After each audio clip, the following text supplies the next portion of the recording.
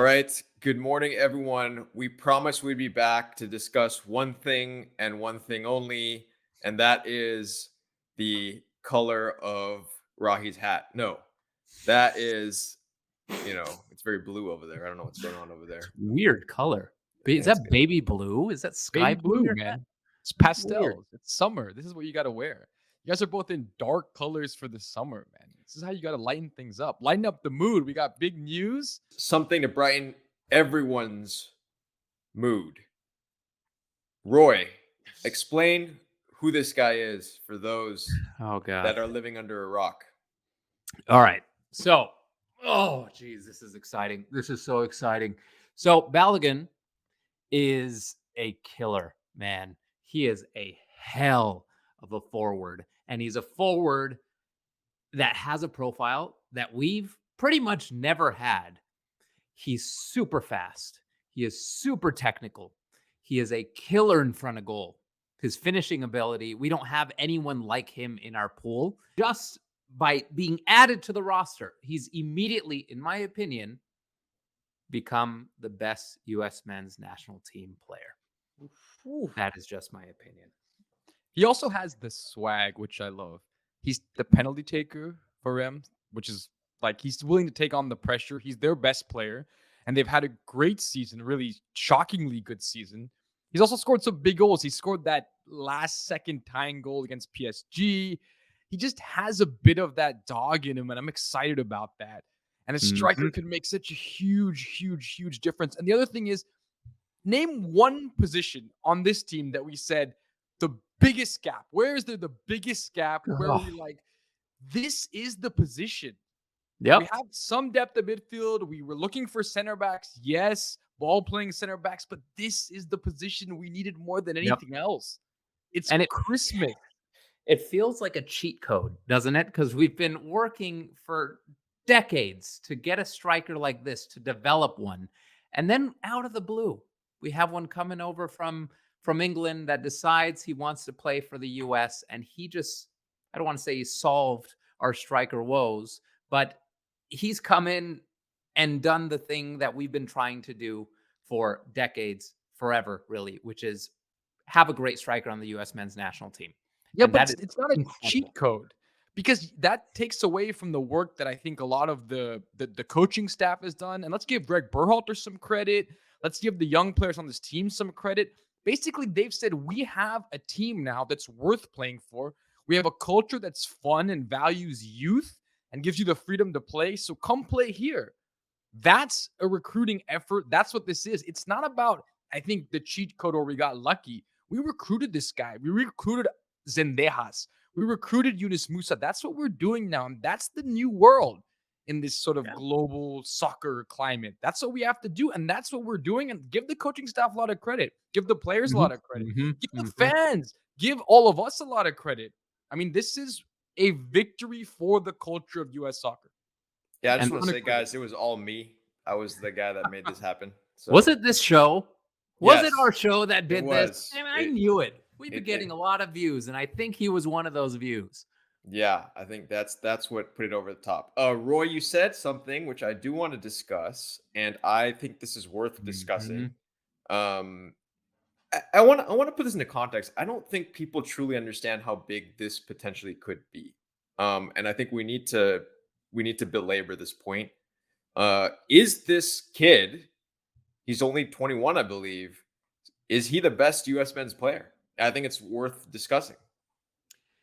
I'll start with, it's a tough question because he's never played for the senior men's national team. He's played for a couple of our youth teams, but just using the eye test, I would say yes, 100%. He is the best U.S. men's national team player. Pulisic passes the eye test as well, but his impact is very small for Chelsea. He can't get off the bench, really. He's not getting many minutes. And when he does, he's typically ineffective. He has stretches of being effective. But this guy, he has, 19 goals in 34 games. He's been in the same conversation as Mbappe in a lot of these conversations in League One of who is the most productive forward based on minutes, based on time with the team, all these kind of things. He's considered the best young forward in the French league. It is tremendous what this kid has done in a very strong league. And we don't have another player that we're talking about in the same way. No, you're right. He has the potential to be the best U.S. men's player. He's not yet. Christian is still the best U.S. men's player. He's at a bigger club. He's had a bigger transfer fee. He's still done bigger things. He scored in the Champions League, big goals. He scored in a World Cup. He is the best U.S. men's player. And maybe Tyler Adams currently is the most important U.S. men's player.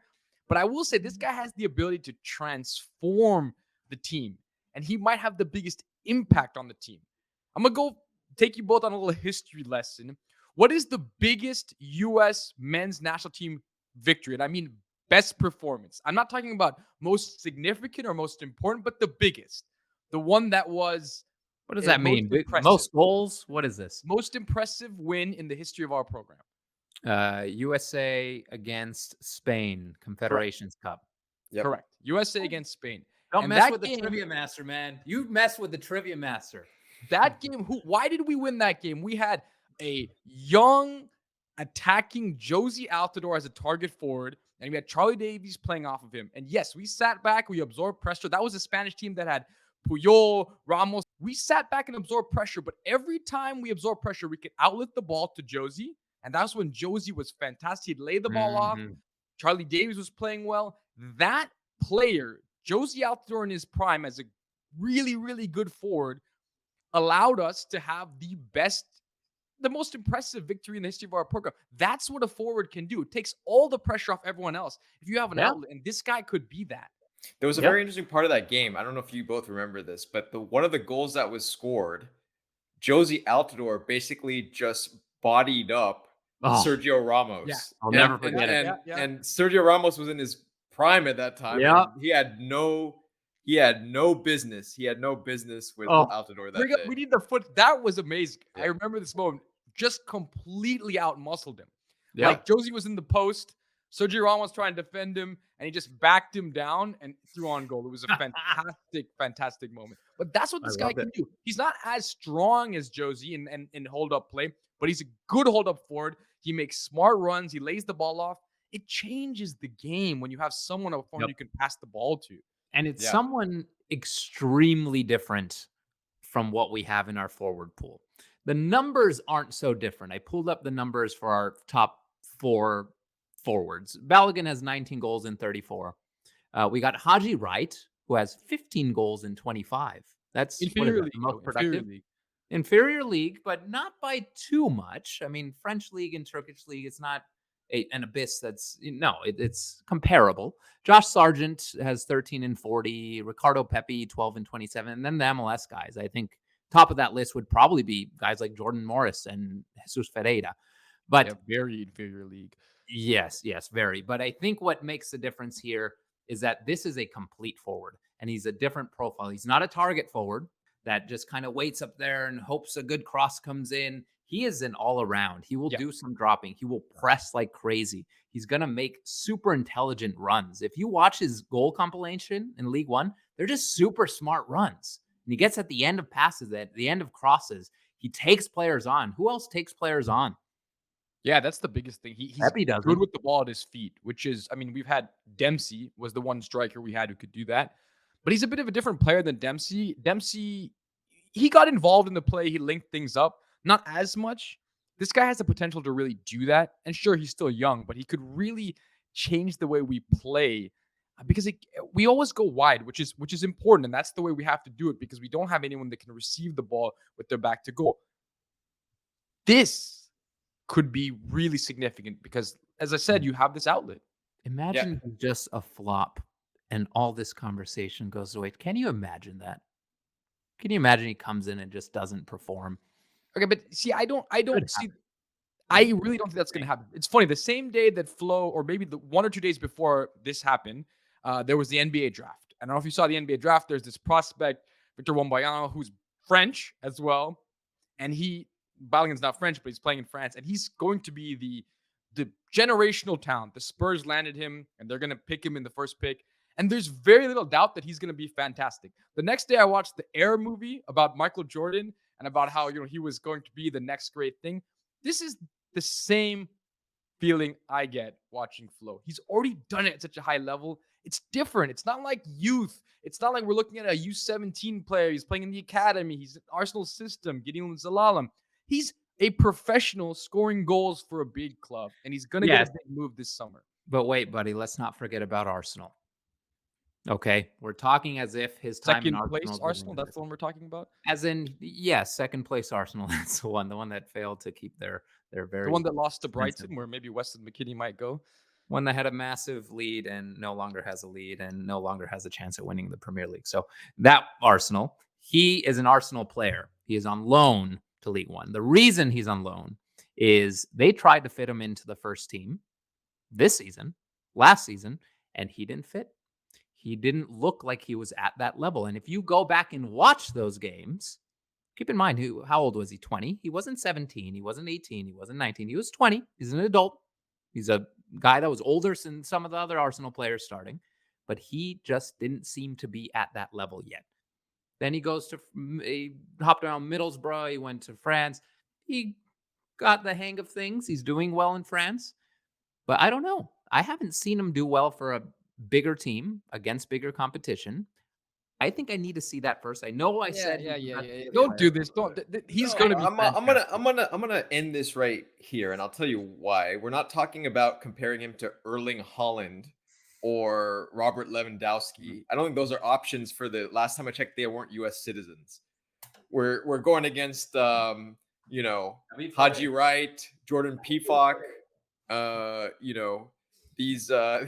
These are kind of the other options here. I can keep going and name the other ones if you guys want, but I think it's worth discussing. I think he's put some of these guys out of the squad, and so I think I don't think there's any need to temper the exuberance that we're talking about.